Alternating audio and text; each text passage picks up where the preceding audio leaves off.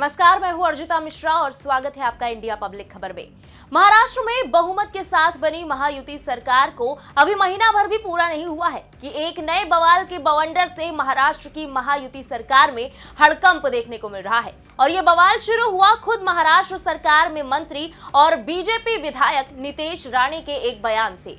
ये बयान था तो राहुल गांधी और प्रियंका गांधी को लेकर, लेकिन जिस तरह नितेश राणे ने राहुल गांधी और प्रियंका गांधी के केरल से चुनाव जीतने को पाकिस्तान और आतंकवादियों से कनेक्ट कर दिया, उसकी वजह से उन्होंने नया विवाद मोल ले लिया है और साथ ही बीजेपी को भी कांग्रेस समेत पूरे विपक्ष के निशाने पर लाकर खड़ा कर दिया है। केरल मिनी पाकिस्तान है, इसलिए राहुल गांधी और उनकी बहन प्रियंका वहां से चुने जाते हैं। सभी आतंकवादी उन्हें वोट देते हैं। महाराष्ट्र के सियासी गलियारों में इस समय नए नवेले मंत्री बने नितेश राणे के ये बोल हर तरफ गूंज रहे हैं। वैसे तो नितेश अपने बयानों के चलते अक्सर ही सुर्खियों में बने रहते हैं, लेकिन उनके इस बयान के बाद से उत्तर से लेकर दक्षिण तक हर तरफ बस विरोध के ही सुर सुनाई दे रहे हैं। और न सिर्फ कांग्रेस बल्कि इंडिया अलायंस में शामिल बाकी पार्टियों ने और एआईएमआईएम तक ने नितेश राणे के बयान पर पलटवार करते हुए बीजेपी को आड़े हाथों लिया है। यानी कि समूचा विपक्ष सीधे सीधे बीजेपी को टारगेट पर ले चुका है। तो चलिए जानते हैं कि आखिर नितेश राणे ने कब और क्यों राहुल गांधी और प्रियंका गांधी को घेरते घेरते केरल को कह डाला मिनी पाकिस्तान, और उनके इस बयान पर क्या रही अलग अलग विपक्षी नेताओं की प्रतिक्रिया। असल में महाराष्ट्र की महायुति सरकार में हाल ही में मंत्री बने नितेश राणे एक बार फिर अपने बयान को लेकर जबरदस्त चर्चा में है। पूरा मामला है पुणे के पुरंदर तालुका में शिव प्रताप दिवस के मौके पर आयोजित एक समारोह के दौरान का, जिसमें शामिल होने के लिए पहुंचे महाराष्ट्र के नए नवेले मंत्री नितेश राणे एक रैली को संबोधित कर रहे थे। इस दौरान बड़ा बयान देते हुए नितेश राणे ने रायबरेली से कांग्रेस सांसद राहुल गांधी और कुछ ही वक्त पहले वायनाड से लोकसभा उपचुनाव जीतकर सांसद बनी प्रियंका गांधी पर निशाना साधते हुए केरल को मिनी पाकिस्तान बताया था।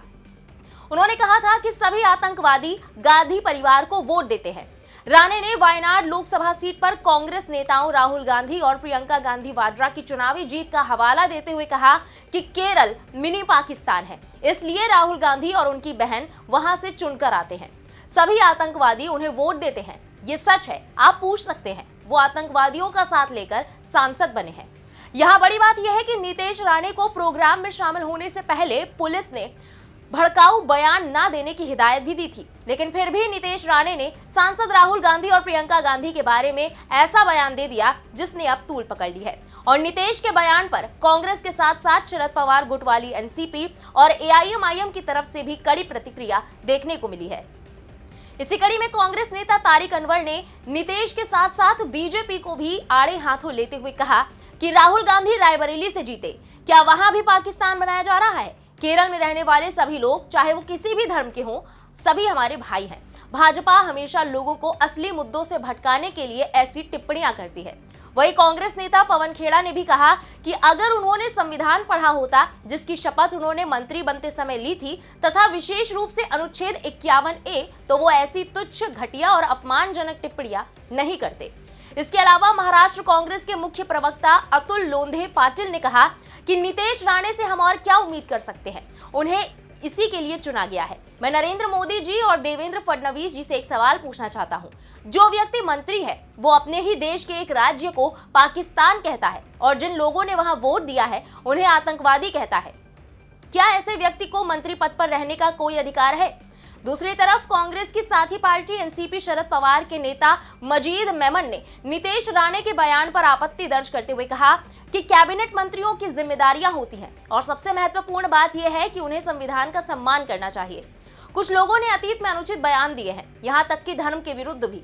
किसी के लिए भी भारत के किसी हिस्से को पाकिस्तान का हिस्सा कहना अस्वीकार्य है। जब कोई मंत्री इस तरह का बयान देता है तो केंद्र सरकार को हस्तक्षेप करना चाहिए, क्योंकि किसी भी नेता को, चाहे वो कोई आम नेता ही क्यों ना हो, इस तरह की टिप्पणी नहीं करनी चाहिए। निश्चित रूप से कार्रवाई की जानी चाहिए। इसके अलावा इसके साथ ही एनसीपी शरद पवार गुट के ही एक और नेता क्लाइड क्रेस्टो ने कहा कि नितेश राणे को अपनी बातों पर नियंत्रण रखना चाहिए। भाजपा को उनकी बातों पर नियंत्रण रखना चाहिए, क्योंकि उनके बयान शांति भंग कर सकते हैं। बीजेपी को यह बताना चाहिए कि क्या वो नितेश राणे के बयान का समर्थन करते हैं। अगर नहीं तो उन्हें लोगों से माफी मांगनी चाहिए। केरल को मिनी पाकिस्तान कहना उस राज्य का अपमान है। यही नहीं, समाजवादी पार्टी की तरफ से भी इस मुद्दे पर तीखा हमला किया गया। चुनाव से पहले महाविकास अघाड़ी से राहें अलग कर चुके सपा विधायक अबू आजमी ने कहा कि नीतीश राणे बहुत छोटा आदमी है। अगर मुख्यमंत्री चाहे तो नीतीश राणे को एक ऐसा मंत्रालय बनाकर दे दे जिसमें नफरत भड़काने वालों को रखा जाए और इन्हें उस कैबिनेट का मंत्री बना दे। नीतीश राणे का पोर्टफोलियो नफरत वाला हो जाना चाहिए। यह आदमी जो चाहे बोल देता है, इस पर कोई रोक टोक नहीं है। तो वहीं एआईएमआईएम नेता वारिस पठान ने भी नीतीश राणे पर जमकर हमला बोला और कहा कि नीतीश राणे को हमेशा से अनाप शनाप बकवास करने की आदत हो गई है।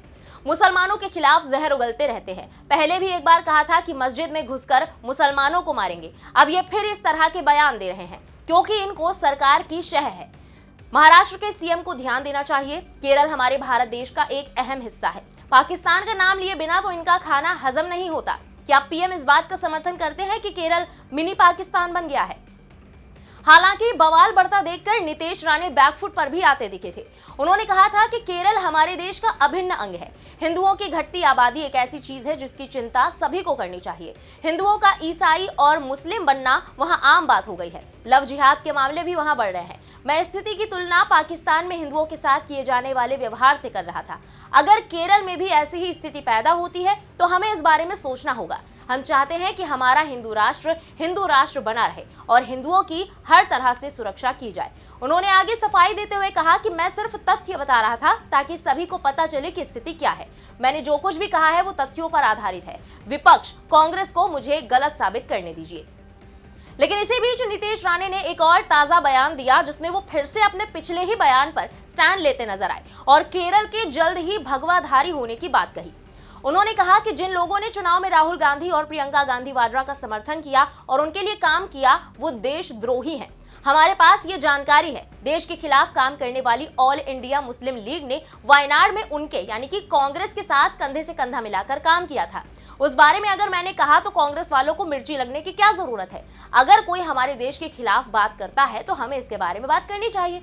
उन्होंने कहा कि अगर कोई पाकिस्तान का झंडा फहराता है तो क्या हमें इसके बारे में बात नहीं करनी चाहिए? केरल हमारे देश का हिस्सा है और अगर कोई पाकिस्तान के लिए काम करता है या केरल में हिंदुओं के खिलाफ अत्याचार करता है तो हमें इसके बारे में बोलना होगा। केरल हमारा है और ये हमारा ही रहेगा।